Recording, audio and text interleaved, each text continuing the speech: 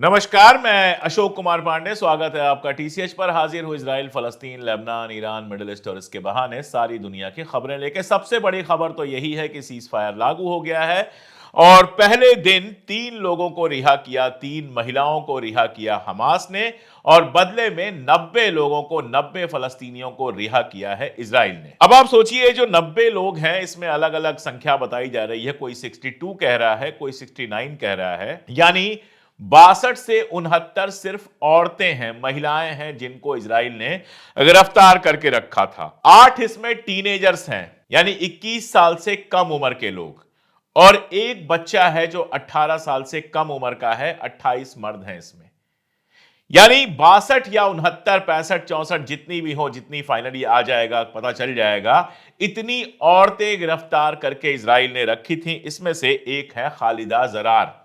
Khaleda Zarar popular front की member है। Popular front leftist organisation है जो फलस्तीन की आजादी के लिए काम करता है, और ये इजराइल की नेसेट जो संसद है वहां की मेंबर रह चुकी हैं, यानी एक्स एमपी है वहां की। ये दो तस्वीरें आपके सामने मैं लगा रहा हूं। अगर आपके सीने में जरा भी दिल हो, अगर थोड़ा सी भी इंसानियत बची हो आपके अंदर, तो इन दोनों तस्वीरों को आप देखिएगा। एक तरफ आपको दिखाई दे रही है खालिदा जरार जेल जाने से पहले, और दूसरी तरफ दिख रही हैं वही खालिदा जरार जेल से बाहर आते समय। और उसके साथ ही देखिए जो इजरायली प्रिजनर्स हैं वो जेल में जाने से पहले, या फिर आप कह लीजिए कि हमास के पास, हमास की कैद में जाने से पहले और हमास की कैद से आजाद होने के बाद, जहां खालिदा जरार आपको एकदम से अचानक ऐसा लगता है कि इन 14 महीनों में पूरी तरह से बूढ़ी हो गई। कोई बहुत यंग नहीं है, 62 ईयर्स की हैं, लेकिन कायदे से रहती थी, कायदे से देखने में आप देखिए कैसी लगती थी वो, और अब जब बाहर आई हैं तो उनके हालात कैसे हैं। जो दूसरी तस्वीर आप देख रहे हैं इसमें भी आप ये फर्क देख सकते हैं कि हमास की कैद से रिहा हुए लोग और इजराइल की कैद से रिहा हुए लोगों में फर्क कैसे है। इजराइल के कैद में 4 महीने 6 महीने रहने के बाद अच्छा खासा जवान आदमी, ऐसा लगता है बीमार हो गया है, बरसों से बीमार है, उसकी देह में जान नहीं बची है।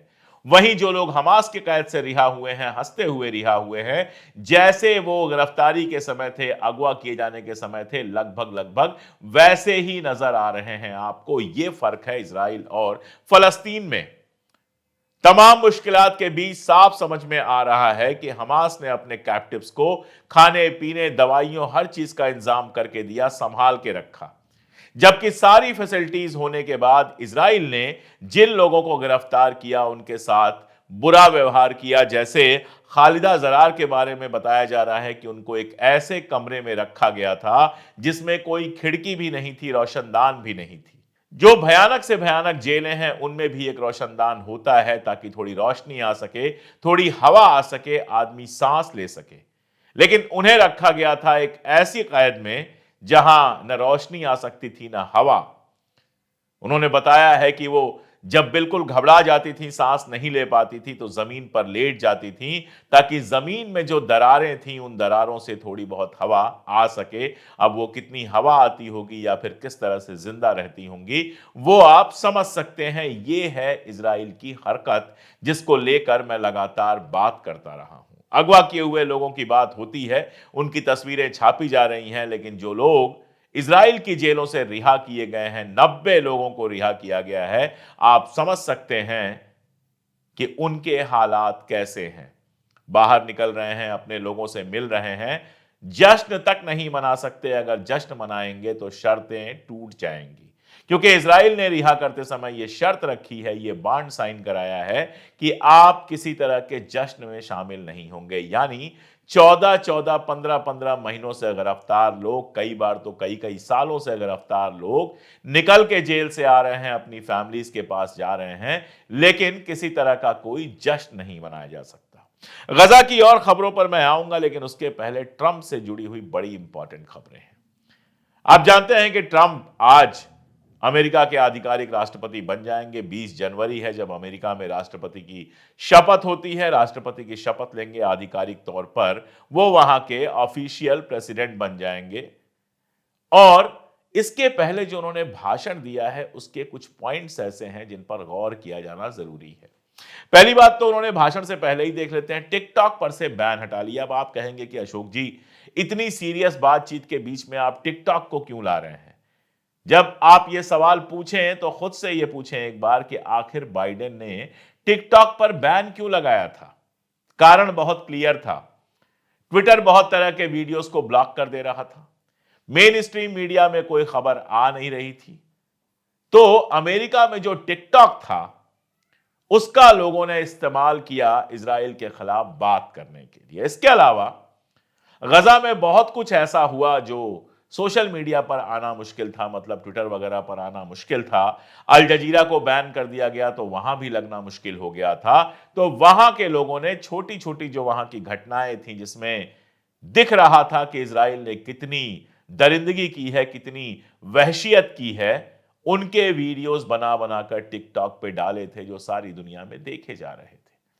और जब टिकटॉक के वीडियो सारी दुनिया में देखे जा रहे थे तो इजराइल के लिए अलग तरह की मुश्किल पैदा हो रही थी। और इजराइल को कोई मुश्किल हो और बाइडेन के, अमेरिका के सीने में दर्द ना उठे, ये तो पॉसिबल ही नहीं है। इसीलिए पूरी कोशिश करके जाने से पहले टिकटॉक को बैन कर दिया था बाइडेन ने।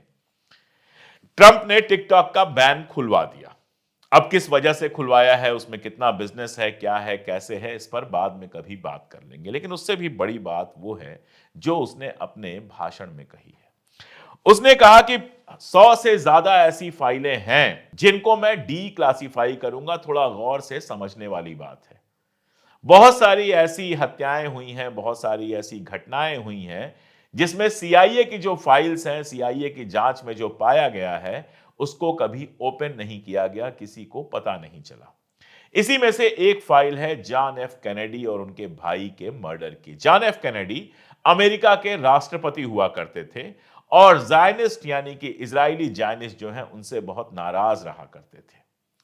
उन्होंने अमेरिका की तरफ से इजराइल को जो इमदाद मिलती थी या जिस तरह का सपोर्ट मिलता था, उसको रोकने की कोशिश की थी। और उसके तुरंत बाद उनको एक बंदे ने मार दिया था और कभी पता नहीं चला कि वो क्या था। बहुत सारी थ्योरी चलती हैं, बहुत सारे लोगों का मानना है कि अमेरिका के राष्ट्रपति जॉन एफ कैनेडी की हत्या इजराइल ने करवाई थी।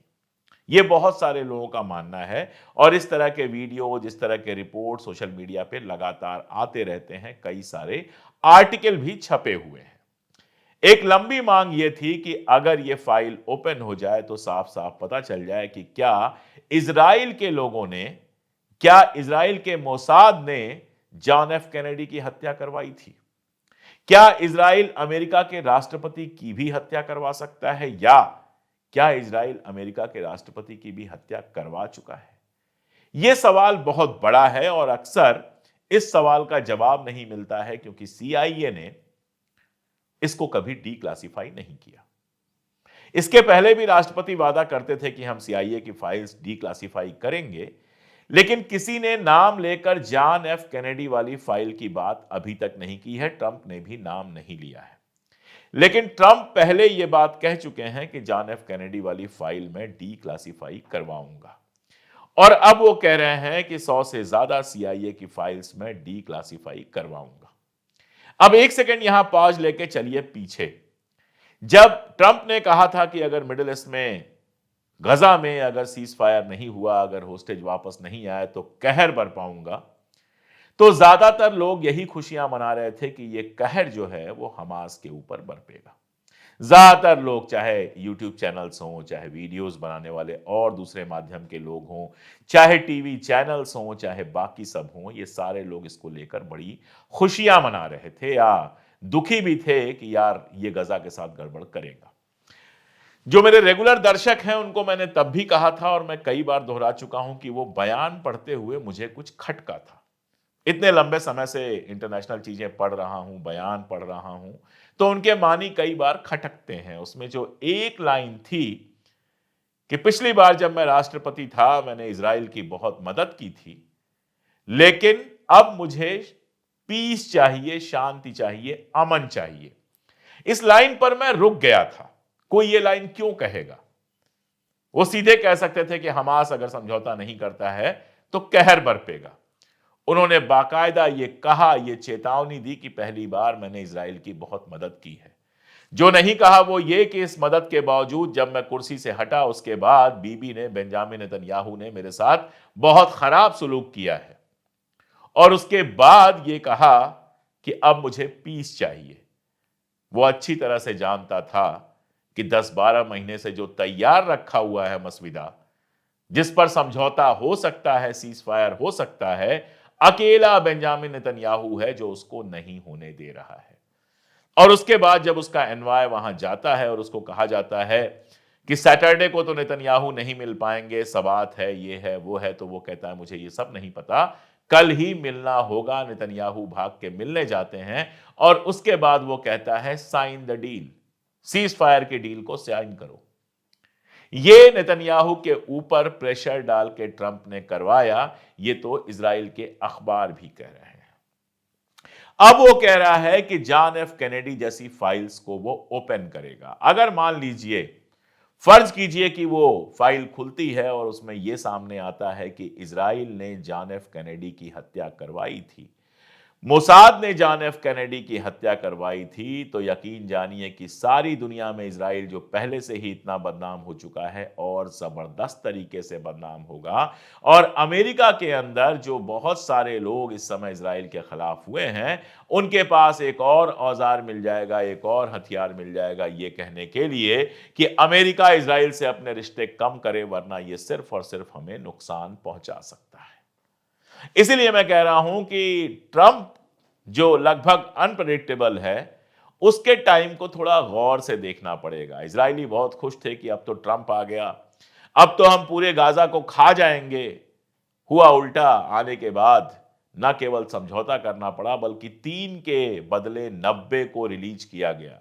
अब 3 बड़ा होता है कि 90, ये आपको तय करना है। आपको यह तय करना है कि इस डील में अगर 3 लोगों के बदले इजराइल 90 लोगों को छोड़ रहा है तो इसको किसकी जीत कही जानी चाहिए और किसकी हार, यह आप लोगों को तय करना है। मेरे लिए तो एक और खूबसूरत खबर यह है, यूनाइटेड नेशन ने बताया है कि 630 ट्रकें, 630 ट्रक्स जो हैं इमदाद की, वो गजा के अंदर पहुंच चुकी हैं। यानी जो रोटी की समस्या थी, दवाएं नहीं मिल रही थी, ये सारी समस्याएं दूर हो सकती हैं। वादा था 600 ट्रकें रोज भेजने का और इस वादे के तहत पहले दिन 600 से ज्यादा ट्रक्स जो हैं वो इमदाद भर के गजा के अंदर पहुंच चुके हैं। तो गजा के लोगों को इमदाद अब कायदे से मिलने लगेगी। ऐसा नहीं है कि वहां बर्बादी कोई कम हुई है। हार जीत देखिए, हार जीत तो आर्मी की होती है। जब ये सीज फायर ऐलान हुआ उसके बाद जिस तरह से गजा के अंदर हमास के लोग दिखाई दिए, सैकड़ों नहीं हजारों की संख्या में ट्रकों में चलते हुए, लोगों का स्वागत करते हुए, जेरूसलम टाइम छापता है कि सीज फायर हुआ और हमास के लोग इस तरह से अपने टनल से बाहर निकल आए कि हमें समझ में आ गया कि हमास ने कभी वहां का कंट्रोल खोया ही नहीं था। इजराइल दावा कर रहा था कि 90%, 80%, कभी 70% टनल्स हमने खत्म कर दी हैं, हमास पूरी तरह से खत्म हो गया है। और सीज फायर होते ही वो जाने कहां कहां से निकल आए और गजा की सड़कों पे हमास के लोग ही, अल कासम के लोग ही दिख रहे हैं। उनकी अपनी पुलिस, उनका सारा सिस्टम दोबारा से काम करना शुरू कर रहा है। ये हकीकत है।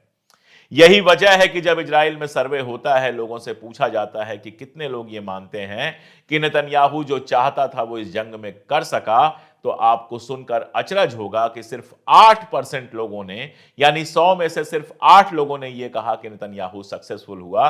80% लोगों ने कहा कि हम जो हमारे वार गोल्स थे, नेतन्याहू जो जंग में पाना चाहता था, वो हासिल नहीं कर सके हैं। 12% लोगों ने खामोशी चुनी। तो जो भी दिखाना चाहता हो गोदी मीडिया, लेकिन हकीकत यह है कि ना हमास खत्म हुआ, ना हमास का कंट्रोल खत्म हुआ। जो ही जंग की बात खत्म हुई थी, जो ही जंगबंदी की बात सामने आई थी, अब्बास ने कहा था, जो पीए के लीडर हैं, उन्होंने कहा था कि हम गजा में भी एडमिनिस्ट्रेशन संभालने को तैयार हैं। उनके समझ में भी आ गया होगा कि गजा में आज भी हमास का एडमिनिस्ट्रेशन है। उनके लिए बहुत मुश्किल काम है वहां एडमिनिस्ट्रेशन पा पाना। वो ताकत नहीं है उनके पास कि वहां पर वो अपना एडमिनिस्ट्रेशन हासिल कर सकें।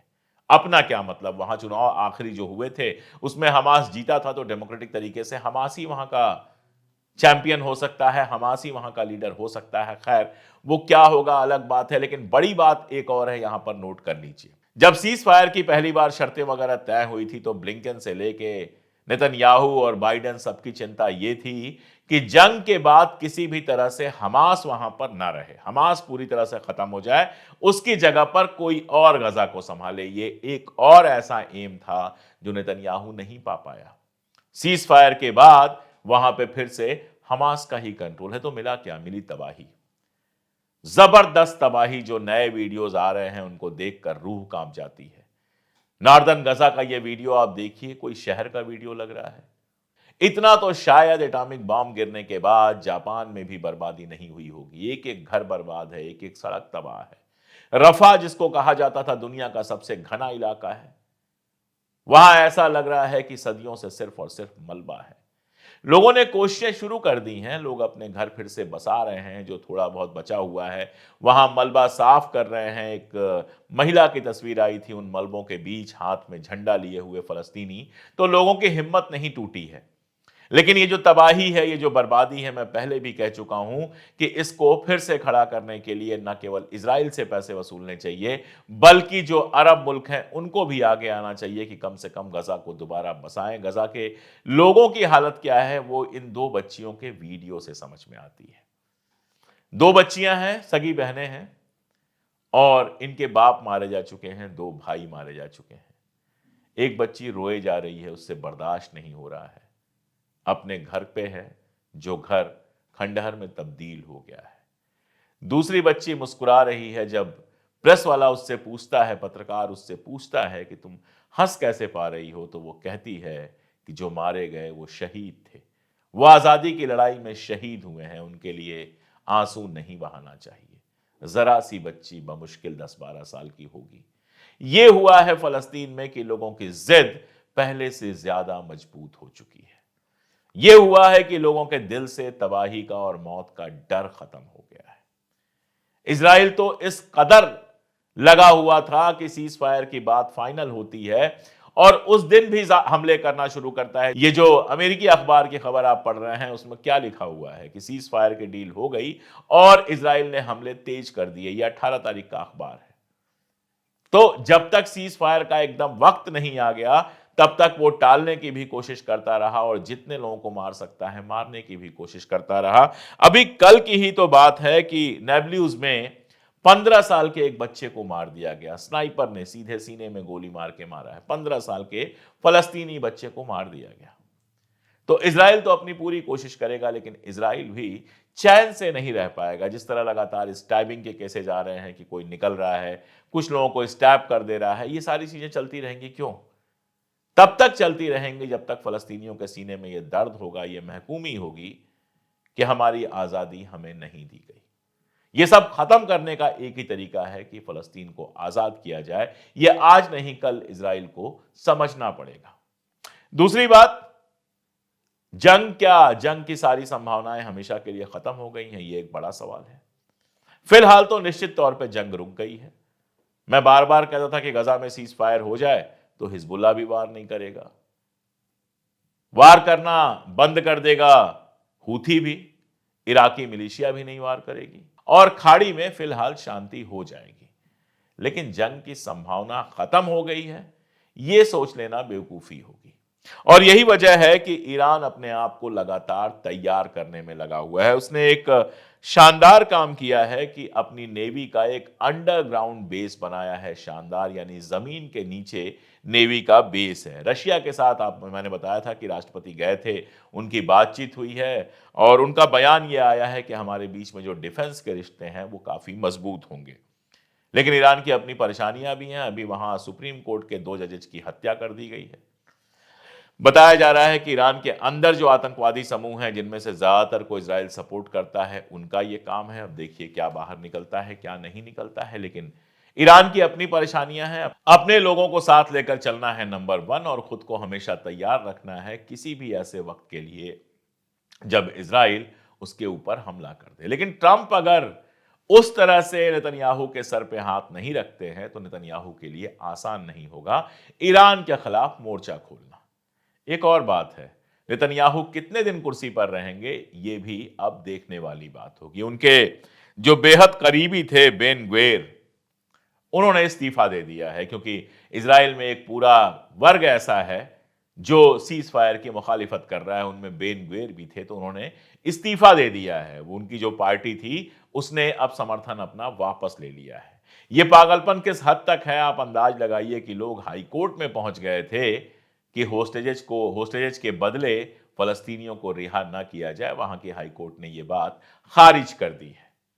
तो अभी हालात बहुत मजेदार हैं। मजेदार मतलब न्यूज के लिहाज से बहुत मजेदार हैं। लगातार खबरें आएंगी। अभी सीरिया से भी बहुत सारी खबरें आनी हैं। लेबनान में भी देखना है कि 60 दिन पूरे होने के बाद इजराइल की आर्मी पीछे हटती है कि नहीं हटती है। और ये सारी चीजों के बाद ही तय होगा कि वाकई बड़ी जंग टल गई है या अभी भी दुनिया आलमी जंग के मुहाने पर बैठी हुई है। आज के लिए इतना ही। बहुत शुक्रिया।